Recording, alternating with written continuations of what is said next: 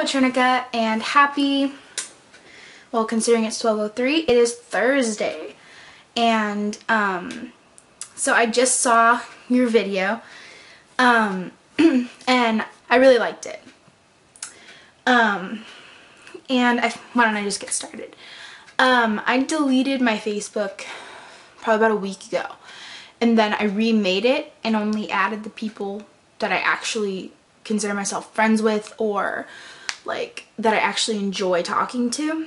And that was kind of a interesting project of sorts, because it kind of made me think about who I like and who I like actually want to associate myself with. And I only have like 20 friends right now, which is food for thought in and of itself. So I thought that was kind of cool, just kind of on the topic of Facebook. About roommates, I'm really happy that you've found connections with your roommate. I know you were kind of freaking out about it, and I'm glad that you're happy. I just texted my roommate right after I received my letter, so probably about a week ago. And her name's Stephanie, and she's really sweet. And I feel like I said this before, and I probably did, but I don't care. Yeah, she's really sweet, and we've been texting a lot. And I made it a point not to check her Facebook because I didn't want to have a preconceived notion of her. So I invited people to play Cards Against Humanity, that game I'm really obsessed with, and I'll link it in the description so you can like check it out if you don't already know what it is. And for anyone who happens to come across these, if they're interested, they can look at it. And I got a bunch of responses, so I thought that was cool. And after watching your last video, it kind of made me think about, you know, how shared interests form relationships and form friendships, and how we rely on what we like to form relationships. To some degree, I think that sharing interests and liking the same things is a matter of convenience in terms of friendship making, because it's a lot easier to go up to someone and be like, oh hey, you like the Whomping Willows and I like the Whomping Willows, and you get started on that topic, and it kind of gives you a jumping off point. But I also think it's really bad to judge people based on their likes. And I know I do it all the time, which is really bad. And I feel really hypocritical sometimes when I'm like, well, you can't judge me for what I like just because we're different. And it's hard for me sometimes to realize that it goes both ways. I can't expect people to respect what I like if I don't respect what other people like. The problem that I have is that I usually don't notice that I'm not, that I'm judging people by what they like until the conversation sort of dissipated and the person already is kind of backing away from me and we're not in that connection anymore. Which is a problem, because I think I could have missed out on a lot of good friendships and good relationships just because I liked different things. I also consider liking different things and trying to build relationships within that medium a learning experience, a lot of it, because just because you like different things doesn't mean that you won't end up liking some of the things that they do because you're with them. For example, Twilight and Maureen Johnson. I'm not a big fan of Twilight, but I liked it because we were with Maureen and a bunch of other people who were there. So I think in some instances you can learn a lot from people who like other things besides what you stick to. In terms of imagining people complexly, I have this thing that I do, and it's really weird, and I feel like I've maybe told you about this before, but a lot of times especially when I was in physics, because outside the physics room you can kind of see the highway, I used to sit there in Alan's classes and kind of just like imagine myself in the car with people on the highway. I liked to think about like what they're doing and where they're going, and like, oh, this person has a birthday party, and you know, throwing myself into their lives for just a minute. And I don't know, I liked the intimacy of it, I guess.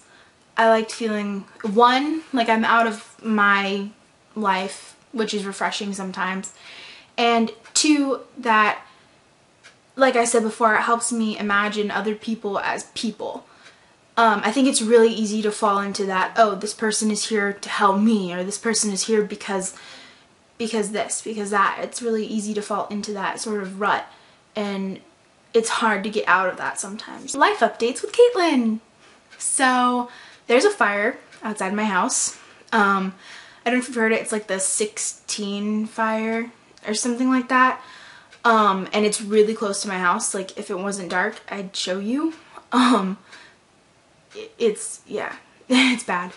And it's burning. It's like 3 miles away from my house. And so if it like eats away at any more of the hills up by my house, we might have to evacuate, which is scary but simultaneously fun, which isn't what I'd normally associate with it. I don't know. I like the idea of having that experience for later, which probably makes no sense. I have a bad feeling I'd probably write about it at some point. But yeah, so if I don't reply to a vlog for like 7 days, I died in a fire. Okay, so I have to read Plato, The Last Days of Socrates. Don't know if you can see that. Something like there. For my Greek literature class. And I was expecting it to be really boring, to be honest with you, because I've heard so many negative things about Plato and Socrates and like all that philosophical writing. But I started reading it and I'm actually like dying. I'm laughing so hard because Socrates is sassy. He's like, don't you play with me. He's sassy Socrates. At one point he's just like, he's like, basically the equivalent of ancient Greek, did I stutter sort of thing. And he starts like bringing this guy around in circles in his arguments, and it's just like so hilarious. And I'm actually contemplating like making a Caitlin blogs Plato or vlogs Plato because it's really funny, and I'm having such a good time reading it, which is actually really surprising to me because I'm not one to normally like literature like this. So that's interesting. And on the topic of literature, I got my brother to read Anthem by Ayn Rand, and that was really interesting to hear what he thought about it. And I gave him 1984 because that was a book I wish I would have read a little earlier. I don't know, I just felt right to give it to him, so I did, and he's really enjoying it, which kind of makes me feel happy about that. About phobia. Right now, I printed it out. Actually, where did it go? Ah, it's in the living room again. Hold on.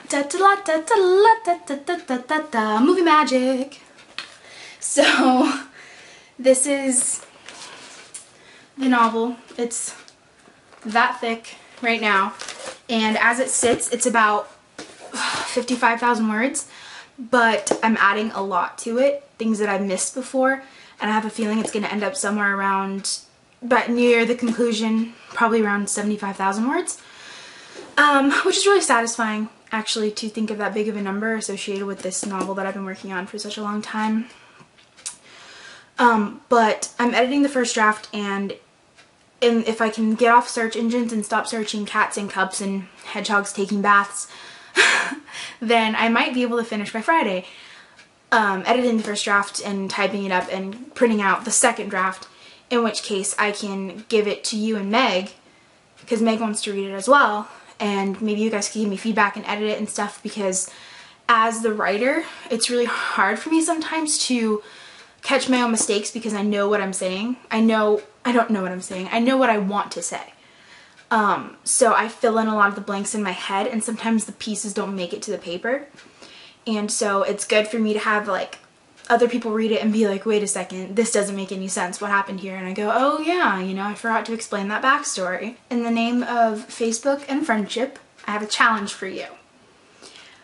I want you to go onto your Facebook as it stands now and go through all your friends and like put a tally mark on a piece of paper every time you would unfriend someone. Sorry, I just got a text message. Unfriend someone for any reason at all. Whether it be like you don't like them seeing your personal statuses or anything, even if they're family members, it doesn't matter. Like, make tally marks and be honest and discuss this, because I'm curious after having done that myself, or a similar thing.